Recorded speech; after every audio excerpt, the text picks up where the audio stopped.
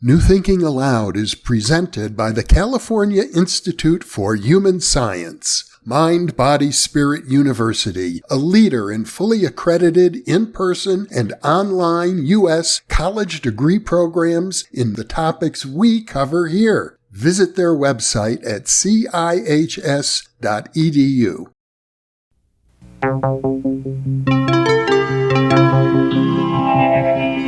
Thinking Aloud.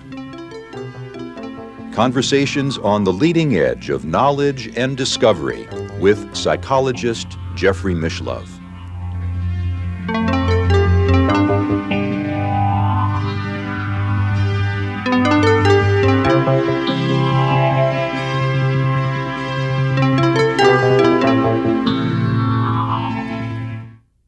Hello and welcome. I'm Jeffrey Mishlove, and today our topic is exploring hyperspace.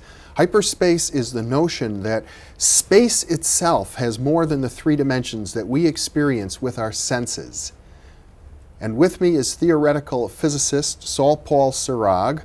Saul-Paul has been a contributor to the theory that hyperspace is involved in the unification of the theory of general relativity, the large theory of the universe, with quantum theory, the theory of subatomic particles. Welcome, Saul-Paul.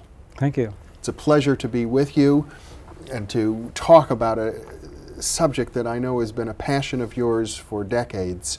Actually, hyperspace, to my way of thinking, has been a passion of the human race going back to the most ancient of times, when we believed that there was a realm of the gods, or a realm of the fairies, a realm of the spirits, a realm of pure thought. All of these ideas are expressive of the possibility that there are other realities that are very, very real with which we human beings interact sometimes. Yes, that is a very ancient idea. The first time that idea came to have a kind of geometrical model for it suggested was when Plato expounded his famous cave analogy, or a cave parable it's called sometimes, where he talks about prisoners that are chained in a cave in such a way that they identify themselves with a shadow thrown on the wall of the cave by fire behind them, and they literally, because they can't move their heads or their limbs, they identify themselves with their shadows, and they think what's going on is stuff cast on the wall by shadows of other things behind them that people are carrying.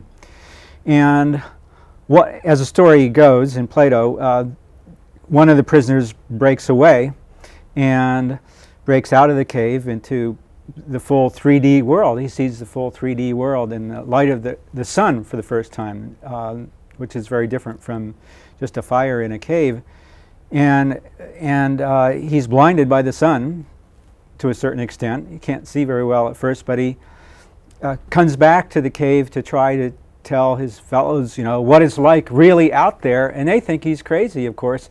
And actually, because of the blinding of the sun, he can't see the shadows as well as the other guys can, so that confirms the fact that he's crazy, because he can't see as well as they can see anymore. And it's a very nice analogy for the situation that we find ourselves in, at least from Plato's point of view. In other words, his idea is that we tend to identify ourselves with our three-dimensional bodies as shadows of a higher realm, this realm of the gods, the realm of, for Plato was the true reality, that was what the philosopher should be striving to understand, striving to contact, and so on.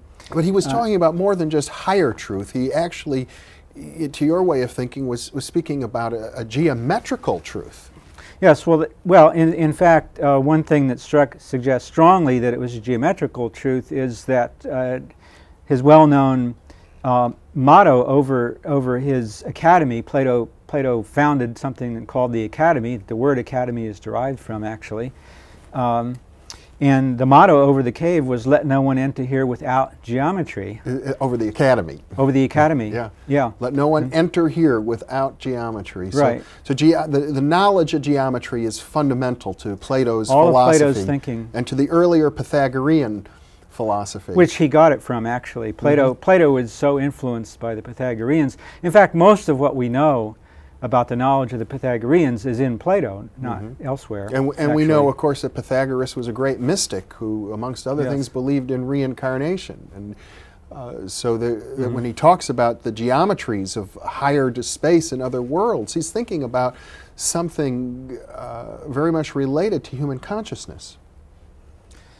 Well, Plato was certainly is very clear. That was, one of his main interests was understanding the mind and the relationship between the mind and the body. And of course, the cave analogy was one of his ways of getting at that connection. Now, since then, of course, that was never lost sight of. Plato's philosophy was extremely influential in the whole history of Western philosophy, and Plato's prime student was Aristotle, who, interestingly enough, rejected a lot of Plato's ideas. In particular, that Plato's idea, which he got from the Pythagoreans, was that mathematics and geometry, especially, were going to be the keys to understanding reality. And Aristotle thought that you could do it all with two things: with logic, which Aristotle was very famous for developing, and very fortunately, because he did a good job of it.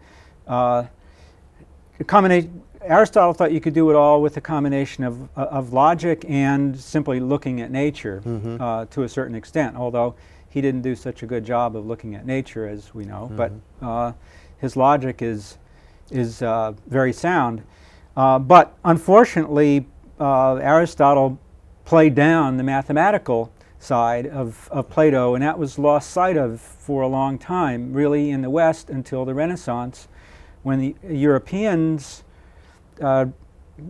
got algebra basically from the Arabs. In fact, the word algebra is based on an Arabic word, and then of course the Arabs had originally gotten their algebra from the Greeks, and they translated it into Arabic, and then it got translated from Arabic back into Latin, actually, in a very roundabout way.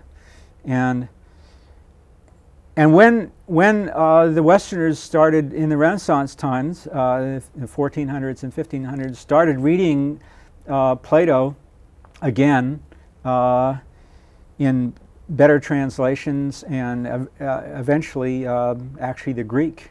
They got it directly in Greek, and that opened up a whole new world of geometry and mathematics for them. And in a sense, Western civilization is in a large part a result of this great Renaissance in thinking. And by the 19th century, the mathematics, the relationship between geometry and algebra had been, in a very mystical, intuitive way, derived by Descartes in a blinding insight, which he describes in some detail. Descartes was well before the 19th century. Yes, Descartes. Yeah, I'm sorry. I backed up a little bit to lay the foundations for what happened in the 19th century. That Descartes made this big breakthrough of a relationship between geometry and algebra. In other words, you could algebraize geometry to do calculations, but you would use geometry to get intuitive insights into the algebra. And so you could go back and forth between these two mathematical realms. So it became very powerful. And from those ideas, that obviously, see, the algebra involved what probably most of you learned in school about the XY axis and the Z axis and so on, Sure. but because Cartesian coordinates. We call them after Descartes. Yes. If you look at the algebra, it's straightforward to add an extra coordinate after all. You can add whatever you want to name it, Y, or you start so you using can have Greek Cartesian letters. coordinates in 2 dimensions, you can have them in 3 dimensions, and at least in theory, you can have 4, 5, 6, any number. Any number you like, and you're still doing mathematics. Right. Now, whether you're doing physics or whether you're talking about the so-called real world, was a very controversial issue, of course, from then on. And in the 19th century, Descartes was living in the 16th century and the 17th century, so that's, a long time before the 19th century. But by the 19th century, mathematics had developed enough so that mathematicians were starting to think that that there might be something to a physical hyperspace. It didn't start with physicists. It actually started with mathematicians, because mathematicians live in the world of mathematics, and they get a feeling that it's not just empty symbols, that they're really talking about something real, and they feel it's reality. And so it's natural for them to think that there might be some reality, whatever it is, to hyperdimensional structures. And you've been talking about the Western intellectual tradition here, and I think it's fair to say that even during the Dark Ages, there was a Western mystical tradition. There were the Neoplatonic philosophers, the Hermetic philosophers, the Kabbalistic thinkers who preserved many of the Platonic ideas about higher dimensions of space and had very evolved traditions about communicating with spirits, for example. And so this was going on simultaneously, and it's always, I think, captivated the human imagination to think that there are these other realms that sort of interpenetrate our own, but are invisible to us most of the time. Yeah, that was all there. What was lacking was a kind of a mathematical underpinning for it that was begun by Plato, but then lost sight of. And the Neoplatonists didn't follow up so much on the mathematical ideas as the more mystical ideas in Plato. They didn't so much put the mathematical and the mystical together. But by Renaissance times, there were Neoplatonists that were bringing in mathematical ideas of Plato and a lot of other people, including Arabs, into the stew, this incredibly rich stew that existed in the Renaissance times in Italy and other parts of Europe. But it began in Italy, and by the 20th century, the development by the 19th century, the development went enough so that non-mathematicians started learning about this and calling it the fourth dimension. Calling it the fourth dimension, although there's no reason to stop at the fourth dimension, but you don't want to bite off more than you can chew. They thought they could intuit what the fourth dimension might be like. And actually there were, in the late 19th century and early 20th century, there were a few people who had some intuitive ideas about four-dimensional objects. One of them was actually a rug importer named Paul Donkian, and he got interested in like Persian rug designs and so on, and somehow that evolved into an interest in hyperspace, of all things. And maybe the designs suggested that to him. I don't know exactly what the process was, but he was also had a mystical bent. Well, and there was always the myth of the flying carpet. Right.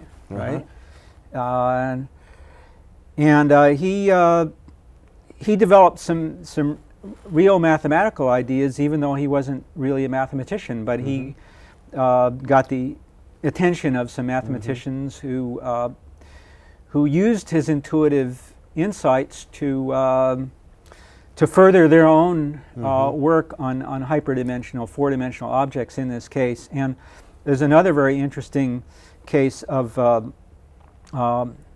Alice Boole, who was the daughter of a famous mathematician, George Boole, who was able to intuit four-dimensional objects. And she worked with a very famous Canadian mathematician who's in his 90s now. He's still alive, HMS Coxeter.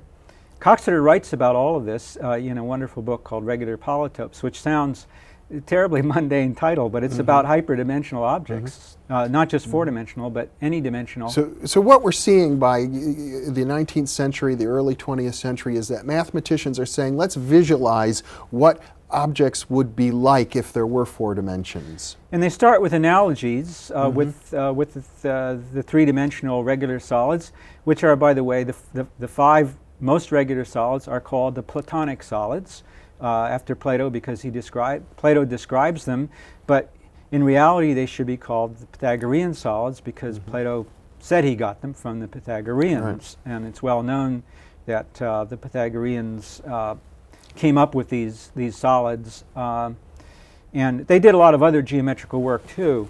So you can make analogies with these kinds of objects, like cubes, and there's hypercubes, and you can have hypercubes of any number of dimensions, and that's sort of the easiest one to intuit what it would be like. And some people, like Alice Boole, were gifted. They could actually visualize very clearly what these higher dimensional objects should look like, even though it's almost impossible for the average person to conceive of it. Including especially the mathematicians who were working with these more intuitive people who were not mathematicians but had intuitive insights. And these mathematicians like Coxeter appreciated and worked with these non-mathematicians, which is an extremely unusual thing to occur in mathematics. So the gift of being able to visualize geometrical forms as they might exist in higher dimensional space, if higher dimensional space was real, was sort of a gift of the imagination. Right. It was totally an imaginative thing, and mathematicians like Coxeter were very happy to find out that physicists, or later on, just in the last couple of decades, started getting interested in hyperspace as being physically real, certain aspects of hyperspace.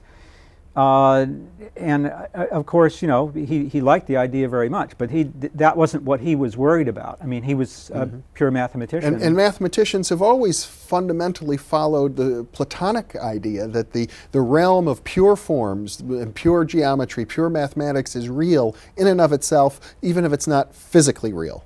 Well, that's today the majority, I'd say the majority view of the mathematicians, although the nature of mathematics itself, what are mathematical objects, and in what sense are they real, is of course controversial within mathematics. But I would say that within the 20th century, for various reasons, the Platonic attitude about mathematics has very, very strongly won out for one very important reason, because of Gödel's incompleteness theorem, strangely enough.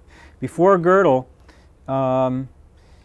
the idea that mathematical objects had a reality of their own was not so strongly held. But why would this be related to Gödel's incompleteness theorem? And for the benefit of some viewers who are unfamiliar with Gödel, perhaps you could expand on it.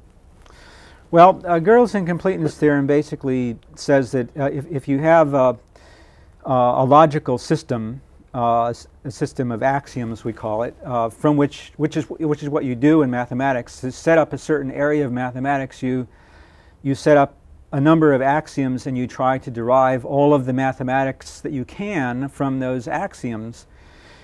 Well, Gödel set up. He looked at in a sense, the very simplest mathematical system, which is simply arithmetic, the most basic, in a sense, aspect of mathematics, and said, look, if you claim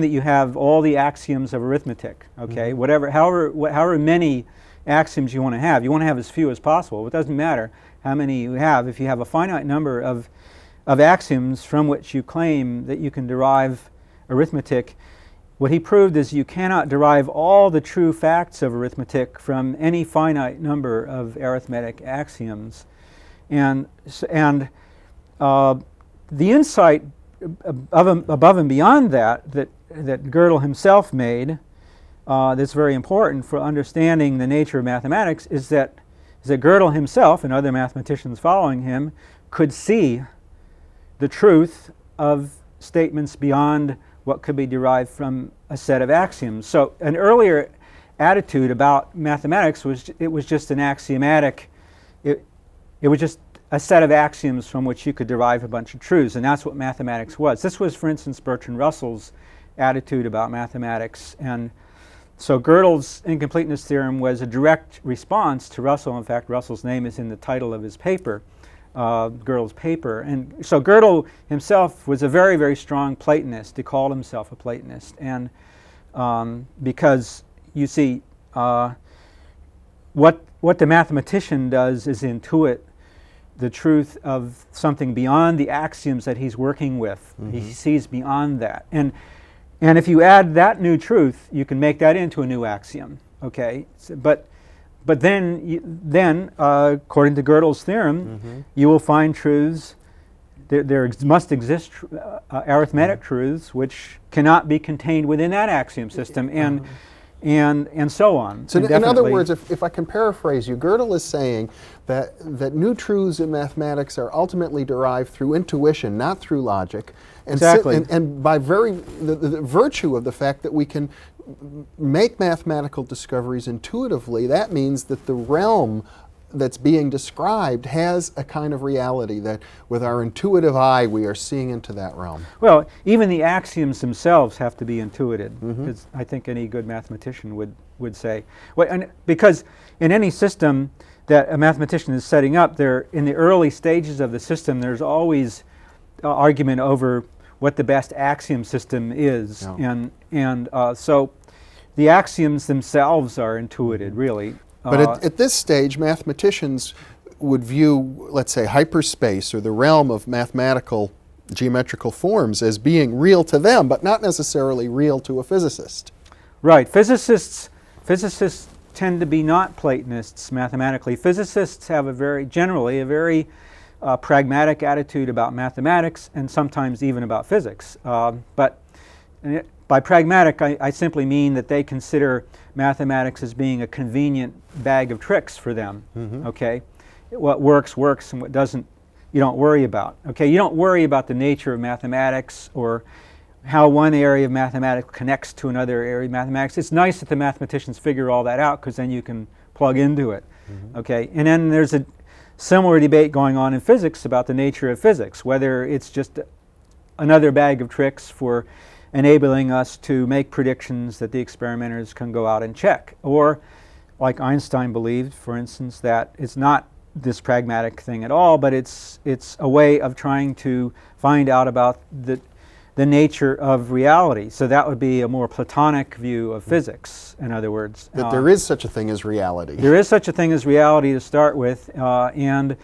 physics is a very powerful approach, not the only, but but a very powerful approach to that. And as physics progresses down through the centuries mm-hmm. and the decades and so on, we get a closer and we get a better and better view of that reality, and that would be Einstein's view, and generally a Platonic view, mm-hmm. And certainly that would be a mathematician looking at physics is likely to approach it that way. Mm-hmm. Now, we've got about 5 minutes left, and mm-hmm. I think it's very important to describe, for the benefit of our viewers, how physics has come around to the idea that there might be more dimensions of space than the three that we experience through our senses. Mm-hmm.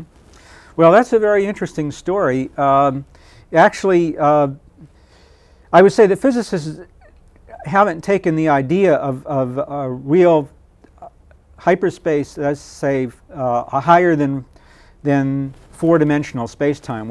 Einstein introduced in about 1915, long before 1915, the special theory of relativity really introduced a four-dimensional space-time, and then general relativity, which came along in 1915, got gravity out of curving, allowing there to be a curvature defined at every point of space-time, and that's, in a sense, what gravity is in Einstein's theory. It's a curvature of space. Curvature of space-time. Curvature of space-time, which is already suggesting the idea of a different dimensionality.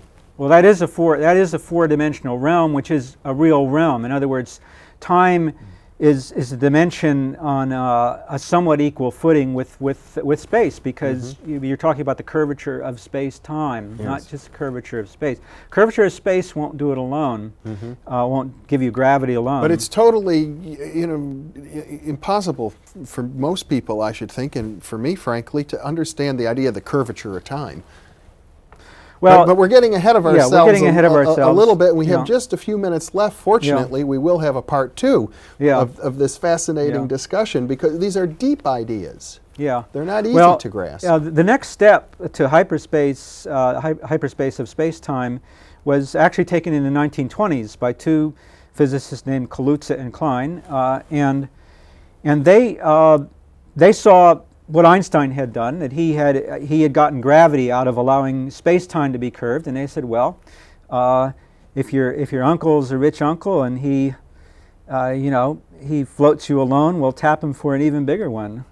So they said, well, let's just add one more dimension, and a fifth dimension, and allow that five-dimensional space-time now to be curved, and see if we can't get more for our money. And lo and behold, they easily got out a combination of general relativity, Einstein's theory, and Maxwell's equations, which is the theory of light that was developed by Maxwell in the 19th century, which was a tremendous breakthrough in physics. It was unification of these two theories, electromagnetism and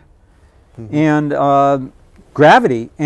But that was completely lost sight of in the 30s and 40s, because the big new thing in physics was what? The nucleus, the nuclear forces, the strong force and the weak force, and all the technology that came out of that, the bomb and nuclear power plants, and a greater understanding of atoms and so on. It got lost for a while. It got lost until actually the 70s, when a new theory was developed called string theory, in actually an attempt to deal with the strong force. Originally, it was a strong force theory. It didn't work very well for the strong force, and then some physicists pointed out that actually it was a theory of gravity. But what was most embarrassing about it was not just that it didn't work for the strong force, but that was embarrassing enough, but that whatever you used it for required a hyperspace, a huge hyperspace. The original string theory was a 26-dimensional space, and they were able to cut it down to 10 by introducing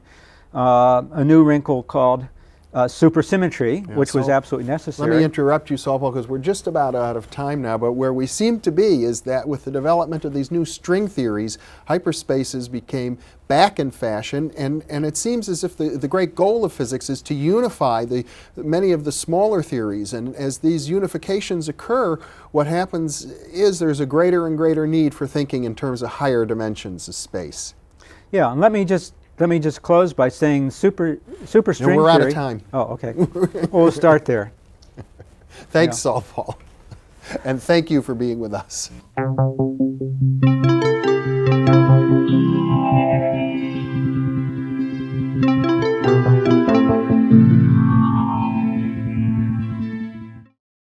Book 3 in the new Thinking Aloud dialogue series is UFOs and UAP, Are We Really Alone? Now available on Amazon. You can now download a free PDF copy of issue 7 of the New Thinking Aloud magazine, or order a beautiful printed copy.